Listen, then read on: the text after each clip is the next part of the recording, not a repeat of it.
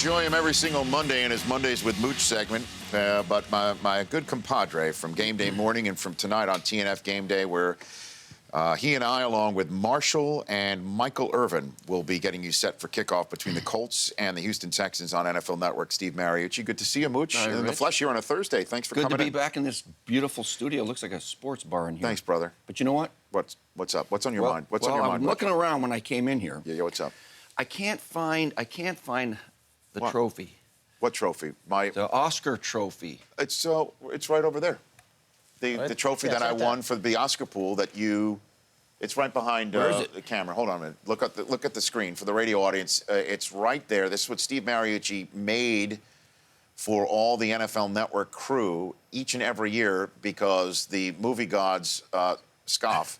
For some reason, Combine Sunday falls on Oscar Sunday every year, and we have an Oscar-picking contest at the Combine every Sunday of Combine year, and we have a party. You finally won it, too. I finally took it down. After what? Well, I created the Oscar. 9 years. Remember when I rolled the TV into it was at Shula's in Indianapolis. We rolled a TV in. It was me, you, like three other, like Worm, Jamie Dukes, Dick Vermeil. Remember he was crying when Scorsese won for The Departed. He finally won for The Departed. He started crying like the. And I'm like, and I turn to you, I'm like, is Vermeil crying over Scorsese? Right. He's an emotional guy. Jim Moore was there too, because he was a big movie buff. There was just like 8 of us. Now it's like 150 crew members. Thing we do in it is. Yeah. Okay. Well, congratulations. Thank you, Steve. No, it's there. It's displayed. That's coming back. Yeah, you're gonna take it. You're gonna take it back. Yeah, I've won it twice. You has won it twice. Yeah, you engraved it yourself. You're into this thing. I am, just for you. Yep. It's not a real Oscar. It looks like the real thing. Pretty close. It is. Mooch is here in studio, so it looks like Hasselbeck's going tonight. I know it. Our good buddy Schefter's tweeting out that he was in a hospital 2 nights ago till 2 in the morning battling a virus. Luck, if he can't go again. Now, is this serious time? Or is it just like, well, it was a short week. Well, they were against Jacksonville at home. Well, they got the Patriots coming up. At what point is it not something? Andrew Luck's not playing, Steve. This is if Andrew Luck is still sore, this is a good time to take another week off. Okay. Yeah, because you get the long 10-day rest or prep for the next game. Right. And you know, I was doing my film work for this game for tonight's show. Yes. And Matthew Hasselbeck played pretty darn well. Yeah. I mean, we had an exo libero ready for Andrew Luck, with all this stuff. And I told Drew Christensen, I said, you get something ready for Hasselbeck because, one of our he colleagues may play. Yeah. And I picked out some cool plays where he looked like a kid again, Well, his touchdown to Colby Fleener was sidearmed in there like Favre, right? Yes. Like he sidearmed it in there. 6'4" corner, halfback flat, and then all of a sudden Fleener didn't go to the corner. He pulled up, and then it was really well done. Right. And then, he used his legs at one point to pick up some crucial yardage. Look at him. Yeah, and he's pulling things out. Sidearm. Yeah, he's sidearm. That was a good improvise. And then there's another one. He's getting sacked, because Colts quarterbacks are under duress. I'm just saying, all of them. And he was going down, and he flipped it up to Frank Gore for a 9-yard gain. I mean, see, when he was in his prime, let's say, yes, for Mike Holmgren in Seattle, the Packers drafted him as a West Coast offense guy, so you got to be mobile. Were you still there when they drafted him? No, he came afterward. Okay. But you draft mobile quarterbacks, and him, he coming out of Boston College was that guy on the move, very good on the move. And, heck, the Colts even called a couple of movement plays with him, and he stuck it in there pretty well. Yeah, and he's just such a good guy, and only good things should happen to him, and it looks like he's going to get the start again tonight. But what is going on with Bill O'Brien, Steve Mariucci? He's sticking with Mallett. I mean, Chris Law asked that in the last segment. I said I think that's the right move to stick with him because you can't keep switching around. Were you ever in a position where you had to choose between quarterbacks at all? Here's the thing, Rich. You can. I know you had Steve Young, but you can keep switching around. You can. It's not ideal. So I'm with the Niners, and Steve Young gets hurt. Yep. Monday Night Football, right? Right. All that's left on our roster: Jeff Garcia, who just showed up from Canada. Steve Stens. Hey, my wife's from Canada. No offense. No, right, exactly. Steve Stenstrom, who's kind of a retread from the league, Stanford. Stanford, he played the Bears, down there at El Toro High School with Bob Johnson. Anyway, and then Bill Walsh cut Druck. Remember Druck? Druck and Miller? Remember his girlfriend? You do. Julie Cellini. Oh, I've heard this story. All right, okay. Why did we go there? But anyway, he cut him. It's like, come on, Bill, keep him around. So Walsh just cut Jim Druckenmiller? Well, we couldn't keep 4. Okay, right, So sure. he didn't feel he was our style. He was more of a big guy in the pocket. We wanted the movement. So Steve gets hurt, and the other 2 guys are just like, oh, boy, pick one. You know, and we went back and forth, you know, start Stenstrom because he had some starts in the league. He didn't play very well. Then go to Garcia, and he was new. He didn't know all the plays, really. And then go back to Stenstrom. And then finally, after some musical chairs, Garcia won it and ended up, you know, heck, going to 4 Pro Bowls. But there was an audition period there that Bill O'Brien is going through right now to find out who that guy is. Yeah, but you were a young NFL head coach at that time, coming out of college. Bill O'Brien, young NFL head coach, coming out of college. And people right now are wondering, does he know what he's doing? Did you have people wondering if you knew what the hell you were doing? I had been there. Steve? That was my 3rd year, Right. you know. So, and luckily we started fast. So they thought I might have had a clue what we were doing. Might have, just a titch. But, you know, I think it was obvious to everybody. And that's the other thing. If it's obvious, you know, to the front office and ownership, and it's obvious to the coaching staff, and it's obvious to the players who's practicing well, who's all in, who's there, you know, gives you the best chance, right, then it's an easy decision. But when you have conflict between front office and coaching staff, that's an issue. Or if the players see it differently, then that's an issue. Mm-hmm. And right now, I think they're trying to find out who that guy is. Steve Mariucci is here. Let's take a break. When we come back, we'll have a nice long chat with you about, you mentioned Colts quarterbacks being under duress. J.J. Watt is there in the building tonight. And I want to ask you our poll question about who you would start a franchise around, Watt or Luck. Don't answer that. That's also still to come. And some interesting coaching tactics have been employed in the National Football League the last couple of days. Uh-oh. I want to hit you on that. That's still to come here. Ryan Khalil also in studio on this Thursday edition of The Rich Eisen Show.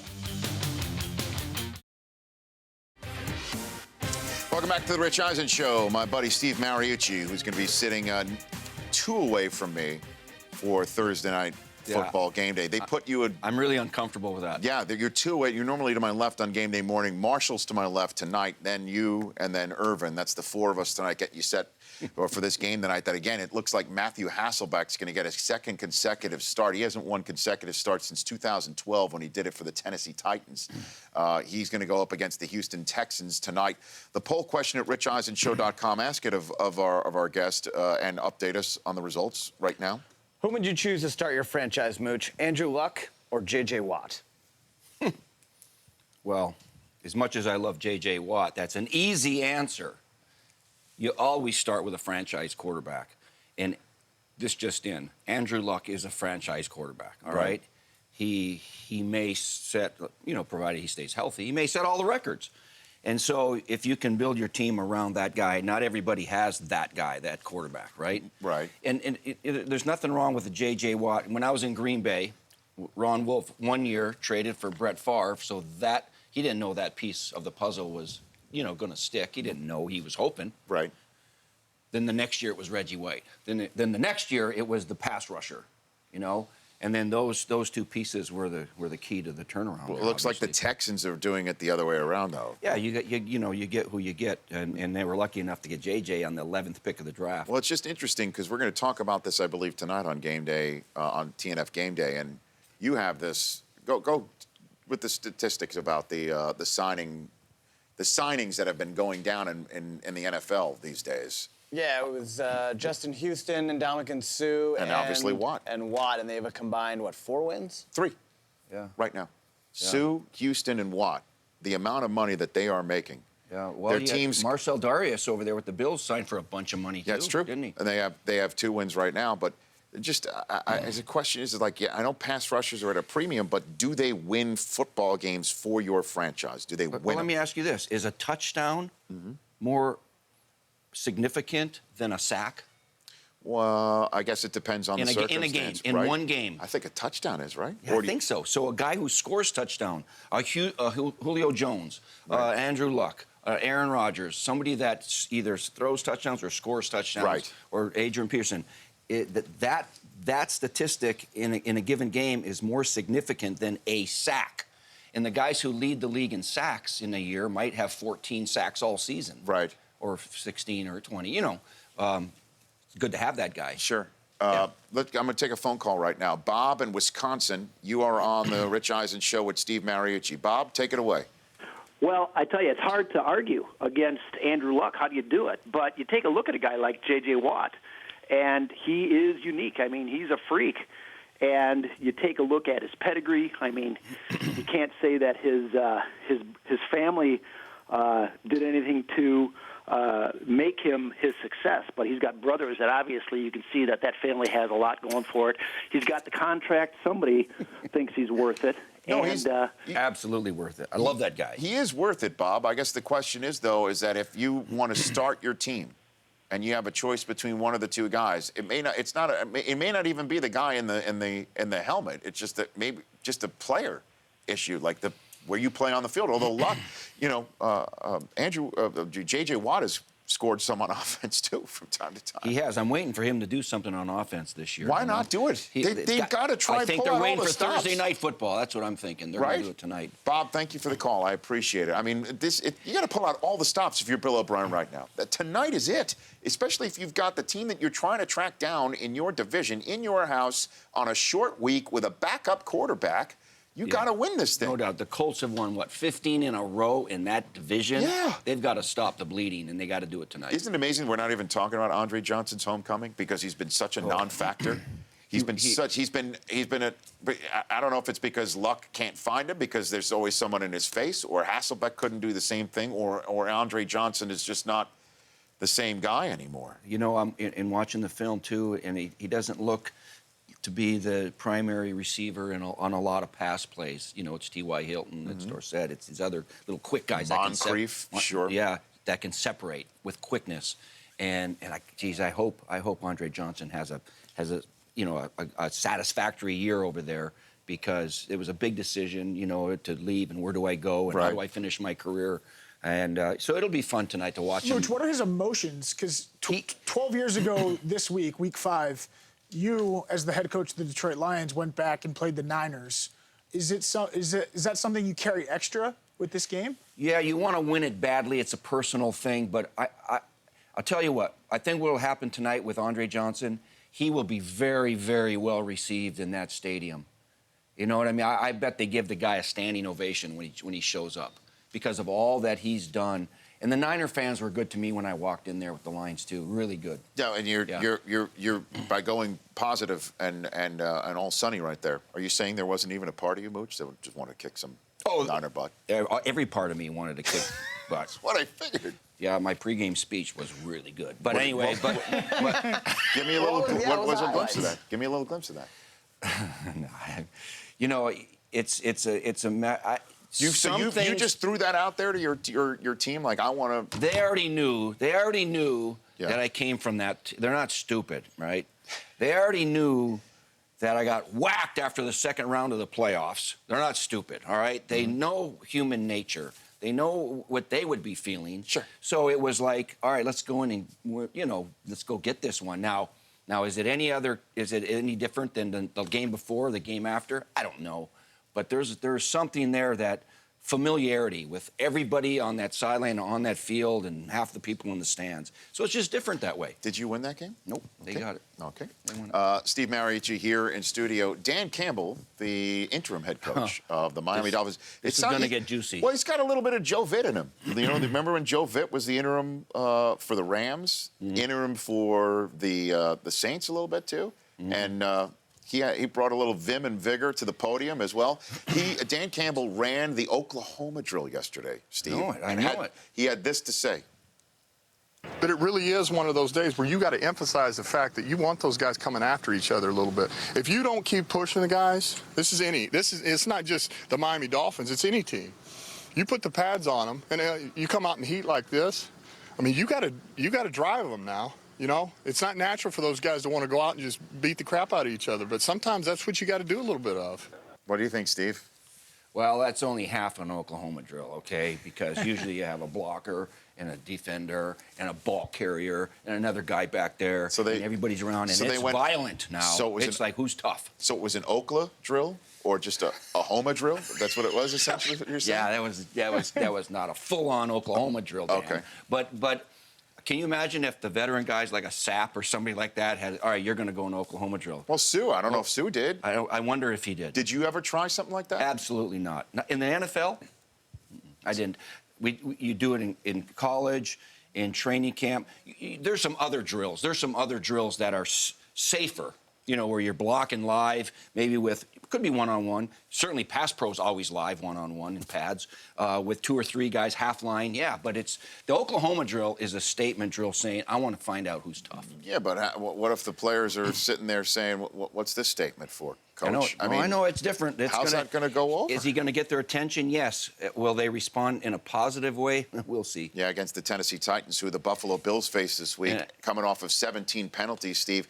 Rex Ryan had players do push-ups in practice if they had a penalty committed or called on them in practice. Does that work? So Push-ups? Yeah, but sometimes, like a Parcells or even maybe a Belichick, some guys, if you have a fumbled snap or if you have a penalty, you either do push-ups, guys miss an interception, do push-ups, you run a lap because somebody jumped off sides. These are just little reminders of, all right, we're not going to put up with that crap, that small stuff. So every coach has got his little thing, you know, we're going to run an extra sprint after practice for every mistake we make or whatever that is. Rex has got to do something, and not just Rex, Rich.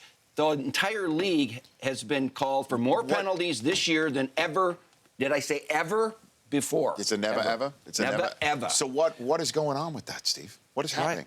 What is happening? That might be my emoji on Sunday. All right? Yeah. It's pissing you off? Yeah, or because makes you sad, I'm wondering. No, mad. Okay. Because it stops the game. You're watching a game, and there's a flag every other play. And these are 962 flags that were accepted. That's not the ones that were declined because then something else happened. Right. So way more than the. So is it the league saying to Dean Blandino, make sure they call everything? I mean, I don't has know to if be it's an emphasis. If it's a little bit of emphasis on player safety, it's a little bit of maybe the players are getting sloppy with their hands or whatever because of lack of practice time. That could be part of it. Right. Maybe it could be undisciplined right now. I don't know what it is, but there are probably several reasons. But the fact that the flags are on the field so often is an outrage. I mean, it's hard to watch a game. Well, a couple of times there's been flags, as we've seen, involving the Green Bay Packers for an offsides because Aaron Rodgers is the master of the hard count, and twice he has made big plays out of it. We've seen touchdowns scored. We've seen big plays to lead the touchdown scored. In just the Monday night game against the Kansas City Chiefs alone, do you know what Jeff Fisher is doing to help his team prepare for the hard count? No, I don't. What he is doing to make sure that the defensive line is paying attention and never knows when a sound may come, so they're ready for anything, is he's blowing an air horn in practice to make sure that these guys are awake and alert for any sound that may come, and asked what his players thought of the coach's tactic, if they liked it. He said, no, some were pissed. It scared them. He like blows it like in a meeting, anywhere. Right now in the middle of this conversation, we might be able to go and blow an air horn. And am I supposed to freeze or supposed to jump? What am I supposed to do? What do you think of that tactic? I don't know. I don't get it. But Aaron, just a new one for me. Aaron Rodgers. Yes. He's very good with his voice inflection. He's got 9, and he's smart enough to know, all right, I got the ball. I believe they've jumped. He might not know for sure. Right. But he's got 9 touchdown passes in his career on that stuff. Free play. And he's smart enough to chuck it down the field because he knows it's a free play rather than get the completion right here. Right. He shoots it 9 times for touchdowns. I got 90 seconds left with you. Do you have your popcorn ready for Friday night at 9 Eastern Time on NFL Network for T.O.'s Football Life? You had him here, didn't you? Oh, yeah. Did he take his shirt off? He did. He can play right Do now. you want me to take my shirt off? Yes. Would you? Listen, I saw that clip. You put that hoodie thing on, right? Yeah, I did. Was that his? It was his design, yeah. You know, I'm going to be 60. I'm going to be 60 this year, Rich, Yeah. and guys like me look better in a suit than a Speedo. Are you in this? Do I see you in this Football Life? Were you interviewed Oh, for sure. this? Oh, yeah. Talking about the Sharpie, the star, all that business? Talking about the star. Yeah. There's some, because they sent me the tape. Yeah. I've looked at it. Yes. And there, I learned some things. I've heard some things on that tape for the first time in my life. Can you give me one quick example of it? What do you got? What'd you learn? Something about the star. What about it? Well, it was like to praise God through the roof where God watches the Cowboys. You didn't know that? First I ever heard that. Because everybody thought he was doing it to. No, he was. There. Yeah. That's all you're going to say about that, to use the Forrest Gumpism? All I know is football life is so well done. Yes, it but is. when I was done with it, I went like, God, there's got to be more to this. There's so much more Sure. to this. They could have used several hours to show what he was all about. He was a complicated guy. Yeah. I will see you in several hours, Mooch. Thanks for coming in person. Okay. Ryan Khalil's going to be the next one in that chair. That's in hour number 2, 844-204-RICH, the number to dial. Steve Mariucci, myself, Michael, and Marshall will be on the air in NFL Network, 6 p.m. Eastern tonight to get you set for Texans Colts. The Rich Eisen Show, weekdays at noon Eastern. On Audience.